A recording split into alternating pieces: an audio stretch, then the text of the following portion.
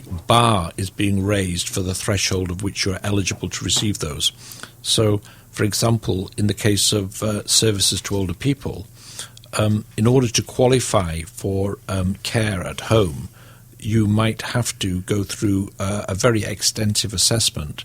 And even though you had social needs, etc., you might not actually receive that service unless you could fulfill the criteria that is increasingly getting more and more difficult to do.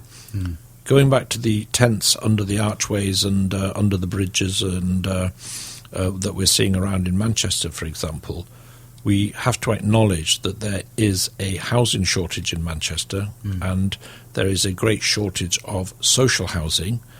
And we do have to look at the policies as well of local authorities and say, how much social housing are they building when they are contracting out these new developments to the private sector? Yeah. And are they putting into practice the things that we would want them to do? And I think that's where we need to apply some advocacy and some pressure onto the local authorities to look at their housing policies, because the consequences in Manchester at the moment are that we have not got enough housing that is affordable for people. Now, interestingly, one of the solutions has been piloted at Cornerstone's Day Centre, which we are calling the emergency accommodation pods, which are basically porta cabins that we've been installing. Now, that idea is very much excited the local authority and the other voluntary sector, and it's now an idea that we are going to explore with the local authority and with other members of the community through the Homeless Charter, and see if that experiment, that pilot that we did at Cornerstones over the winter provision of providing accommodation for homeless people through these pods, is something that we could perhaps offer out to the wider community of Manchester and Greater Manchester to see if we can site some of those pods within community centres and parishes and communities in the Greater Manchester area to relieve an immediate need. Now, a pod or a porta cabin isn't the solution to the housing needs of people, but it's a start, and we hope that from that start we'll then look at affordable housing and trying to put people into that, and working alongside housing associations such as St Vincent's Housing Association, which has got a very good track record of a social conscience towards its original founding mission of helping people on low incomes to have good quality homes. Yeah, well, I just happen to be in a part of Manchester here that is growing massively. We were trying to figure it out. We think in the last 6 years we've had over 3,000 homes go up. That's just within the boundaries of my own parish. There are about 600 being built at the moment, but they are being given over as homes for families, but they're not cheap. These are not going to be cheap, affordable houses. If you've got somebody who is trying to get, off the street, or have had a run of bad luck, and I think sometimes people can make an error of judgment where the homeless are concerned. There are people who have had really good jobs, and because of a few hiccups along the way, can very quickly find themselves on the streets. But if you're trying to get out of that into affordable houses, somebody's got to put pressure on it. Because I know that, my listeners know that I am involved with the deaf, and obviously that falls under your remit. So we obviously have meetings about what's going on in the deaf world. And I know from the things that you've spoken to me about before in our meetings that funding is always difficult. And that's what really kind of annoys me about the government. They're quite happy to point people in the direction of, a Catholic charity like CARITAS, but they're not kind of helpful by, putting the hand in the pocket and helping you with easily available grants for all these things. And I know that you probably go home most nights wondering about where the money is going to come from, like it is with running anything on a charitable basis. So how do you manage with, as part of the voluntary sector, as a charity? I mean, I believe, what we give as a church is pretty good, but it's like throwing money down a dark hole. I think you've so many people that are in desperate need. How do you go about, it's almost like a triaging session, how do you work out where the money goes and what is going to give you best value for money? Well, that's a very challenging question, and funding is always something that does take a high priority in our work and seeking funding. But I will stick my neck out a little bit and say that actually money is not always the solution to a problem. And I think one of the things that Caritas is good at, and we want to develop further, is the generosity of people in terms of their time and experience and commitment to develop their social conscience, to work alongside us, to find solutions to these problems. So money isn't always the first starting point when we need to address a problem, but it certainly is a very important aspect of our work, because to some extent, in order to unleash the potential of the volunteer and of the goodwill of, say, a parish, we need to have a professional background to know what we're doing and how we're doing it, and that's the thing that costs us. Yeah. But I would say that we do represent very good value for money in that sense. But going back to your earlier point of the development of affordable housing, for example, the part of the solution to that has got to be that the community has to put pressure on its local authority to look at how it is generating a mixed level of housing so that communities can genuinely be representative of society. The danger we're facing at the moment, for example, in North Manchester, is the expression the gentrification of North Manchester, and that will push out poorer people and poorer families more to the margins, allowing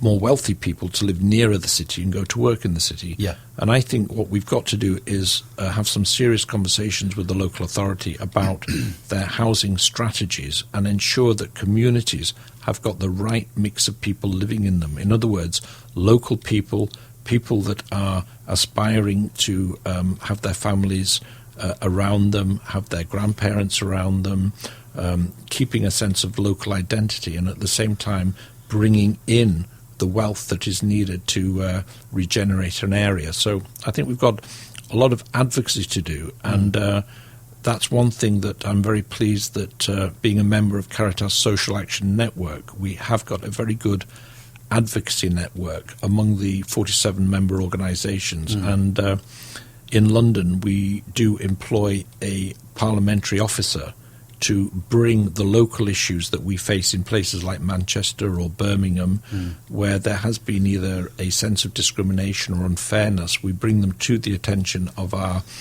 parliamentary MPs, and we do research and lobby and bring to the attention of decision makers the issues that we're experiencing. So as an organisation, we can go from the grassroots of an unemployed person, perhaps who's been sanctioned through the benefit system in Manchester. We can take that issue right up to Parliament through a very good network of charitable organisations under the Caritas umbrella, and through Caritas Social Action Network, which represents the body of the Catholic Church in social action. I think that's a very interesting model that you've talked about there, this issue of, wealthier people moving into Manchester, pushing what were the locals out because they can no longer afford, the housing. As soon as people become interested in it, obviously the house prices go up. And because I've seen that model actually in a slightly different area of the work that we as the Catholic Church are involved in, and that's our schools. I've mentioned, the number of houses that have gone up in my own parish, but what's happened is, very close to our primary school, we've had 2 very large sections of quite middle-class houses have been built. And also there's about 300 and maybe 390 at one area and about 600 at the other. And what's happened is, because they are closer to the school, those which would be considered maybe the poor end of the parish, the children are not because the way it works is that it's as the crow flies, the nearer you are to the school, the further up the pecking order you go. And what's happened is that a lot of our poorer children are now not getting places in school. And it has annoyed me. And again, this is social awareness, and it's something that I've been on to the MPs about. You know, all these houses going, all the schools in our area are full, and yet they're building another 600 houses next to me here. Where are we going to put the children? You know, the poorer children are already being pushed out of the Catholic schooling system, and it always upsets me because originally, if you go right back to, you know, the whole reason we have Catholic schools is it was for educating the poor. You know, so it kind of works in various areas that I've seen, and I just wonder, you know, how difficult it is for people to grasp the difficulties of the social situations. You know, we are asked to vote for X, Y, or Z, but really, how many people really understand just the complex nature of the social structures that we have in and around a city like Manchester? Well, that's a difficult question to answer. I would sort of start by thinking through the fact that it's very difficult to plan for population growth and for schools. And when we set the schools up that we did, often at the end of the last century and thereon, and being very much part of a community of somewhere like here for the last 150, 200 years, we built the Catholic schools to meet the needs of the Catholic population as we knew it then. And as time's gone on, we've certainly got a growth in the population right at this moment in time, and how we extend our schools to take two-form entries, for example, and how we get alongside the planners to ensure that every child from a Catholic culture and background can go to a Catholic school is an incredibly challenging for the for the planners. You know, so I'm sure. I'm not sure how to answer that one. But the other point that I would make is that it's very difficult to analyse these situations